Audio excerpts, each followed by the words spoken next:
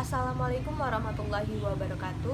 Perkenalkan, nama saya Nabila Desrani Putri dengan NPM A1L020026 dari kelas 1B Prodi Bimbingan dan Konseling. Kali ini saya akan menjawab soal-soal ujian tengah semester mata kuliah Wawasan Dasar BK dengan dosen pengampu Bu Ana Ayu Herawati MPD. Baiklah, langsung saja. Yang pertama, jelaskan pengertian bimbingan dan konseling. Bimbingan merupakan sebuah usaha atau bantuan yang diberikan oleh seorang ahli kepada individu yang membutuhkan bantuan agar dapat menjadi mandiri dalam membentuk perilaku individu ke arah yang lebih baik. Konseling merupakan bantuan yang diberikan oleh seorang ahli dengan cara tatap muka kepada klien dengan tujuan mendiskusikan permasalahan yang dialaminya sehingga mampu menentukan arah pilihan kebijakannya.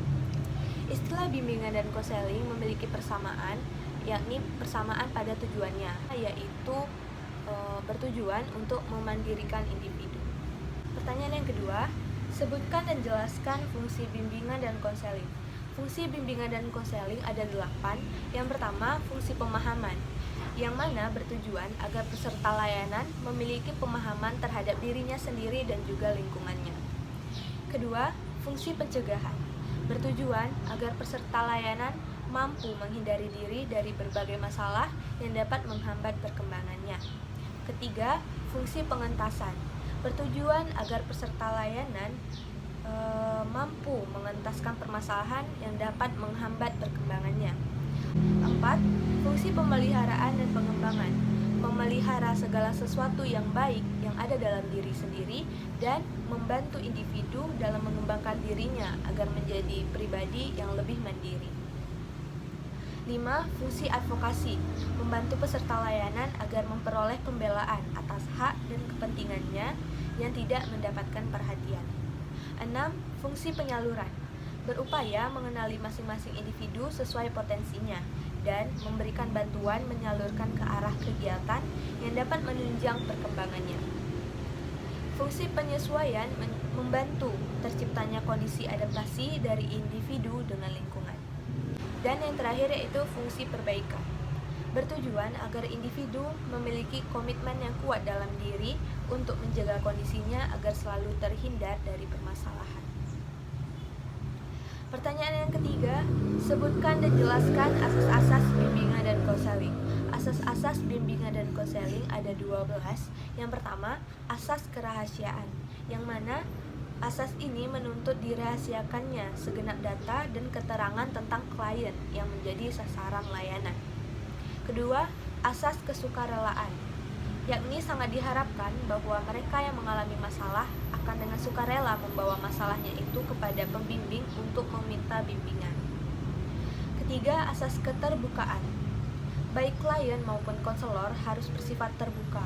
Keterbukaan ini bukan hanya sekadar berarti bersedia menerima saran-saran dari luar, tetapi dalam hal ini lebih penting dari masing-masing yang bersangkutan bersedia membuka diri untuk kepentingan pemecahan masalah yang dimaksud. 4. Asas kekinian. Asas kekinian mengandung pengertian bahwa konselor tidak boleh menunda-nunda pemberian bantuan. Dia harus mendahulukan kepentingan klien dibandingkan yang lain. Yang kelima, asas kemandirian. Dalam memberikan layanan pembimbing, hendaklah selalu menghidupkan kemandirian pada diri orang yang dibimbing. Jangan sampai orang yang dibimbing itu menjadi tergantung kepada orang lain, khususnya para pembimbing atau konselor. 6. Asas kegiatan. Usaha layanan bimbingan dan konseling akan memberikan buah yang tidak berarti bila individu yang dibimbing tidak melakukan kegiatan dalam mencapai tujuan-tujuan bimbingan. 7. Asas kedinamisan. Upaya layanan bimbingan dan konseling menghendaki terjadinya perubahan dalam individu yang dibimbing, yaitu perubahan tingkah laku ke arah yang lebih baik. 8. Asas keterpaduan. Layanan bimbingan dan konseling memadukan berbagai aspek individu yang dibimbing. 9. Asas kenormatifan. Usaha bimbingan dan konseling tidak boleh bertentangan dengan norma-norma yang berlaku, baik norma agama, norma adat, ataupun norma negara, norma ilmu, ataupun kebiasaan sehari-hari. 10. Asas keahlian. Usaha layanan bimbingan dan konseling secara teratur, sistematik, dan dengan mempergunakan teknik serta alat yang memadai. 11. Asas alih tangan, yang mengisyaratkan bahwa bila seorang petugas bimbingan dan konseling sudah mengerahkan segenap kemampuannya untuk membantu klien belum dapat terbantu sebagaimana yang diharapkan, maka petugas ini mengalih tangankan klien tersebut kepada petugas atau badan lain yang lebih ahli. Dan asas bimbingan konseling yang terakhir adalah asas Teburi Handayani. Asas ini menunjukkan bahwa suasana umum yang hendaknya tercipta dalam rangka hubungan keseluruhan antara pembimbing dan yang dibimbing. Pertanyaan yang keempat, sebutkan dan jelaskan contoh kesalahpahaman tentang bimbingan dan konseling di sekolah. Banyak siswa yang menganggap bimbingan dan konseling itu seperti polisi sekolah. Setiap pagi menghadap pintu di gerbang sekolah, memeriksa ketertiban berpakaian dari ujung rambut sampai ujung kaki. Kemudian di lingkungan sekolah, seperti mencari buronan siswa yang melanggar tata tertib. Guru BK juga merazia peserta didik dan mencari pencuri bila terjadi kehilangan di kelas ataupun di sekolah.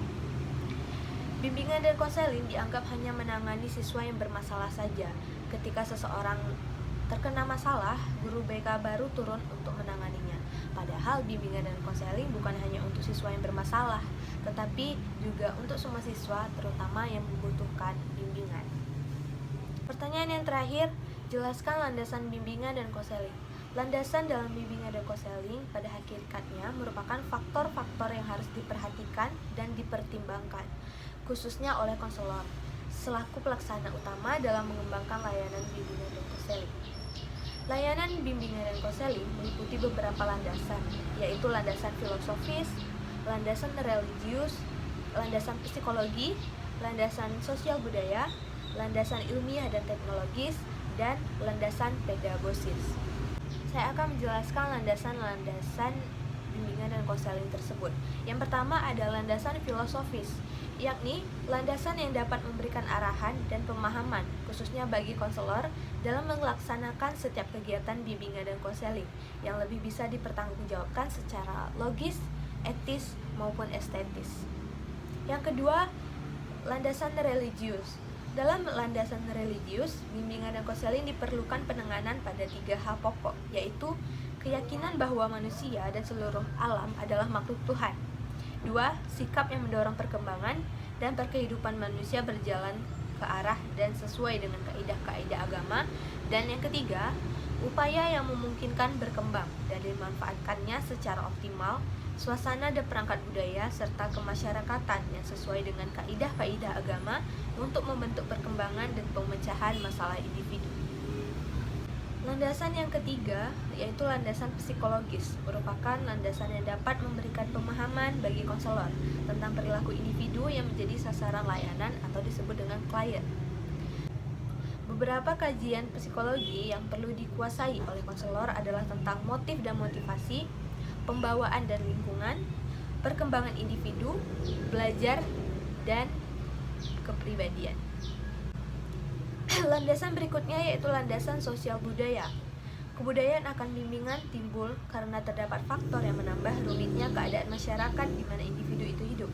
Faktor-faktor tersebut seperti perubahan konstelasi keuangan, perkembangan pendidikan, dunia kerja, perkembangan komunikasi, dan lain-lain. Selanjutnya, landasan ilmiah dan teknologi. Membicarakan sifat keilmuan bimbingan dan konseling. Bimbingan dan konseling sebagai ilmu yang multidimensional yang menerima sumbangan besar dari ilmu-ilmu lain dan bidang teknologi. Sehingga bimbingan dan konseling diharapkan semakin kokoh dan mengikuti perkembangan ilmu dan teknologi yang berkembang pesat. Landasan berikutnya yaitu landasan pedagosis. Landasan pedagosis dalam layanan bimbingan dan konseling ditinjau dari 3 segi. Yang pertama, pendidikan sebagai upaya pengembangan individu. Kedua, pendidikan sebagai inti proses bimbingan dan konseling. Dan yang ketiga, pendidikan lebih lanjut sebagai inti tujuan layanan bimbingan dan konseling. Landasan BK yang terakhir yaitu landasan yuridis formal. Landasan yuridis formal berkenaan dengan berbagai peraturan dan perundangan yang berlaku di Indonesia tentang penyelenggaraan bimbingan dan konseling yang bersumber dari Undang-Undang Dasar, Undang-Undang, peraturan pemerintah, keputusan menteri, serta berbagai aturan dan pedoman lainnya yang mengatur tentang penyelenggaraan bimbingan dan konseling di Indonesia. Baiklah, sekian jawaban dari saya mengenai wawasan dasar BK. Apabila ada kekurangan, saya mohon maaf. Kepada Allah saya mohon ampun. Sekian, terima kasih. Wassalamualaikum warahmatullahi wabarakatuh.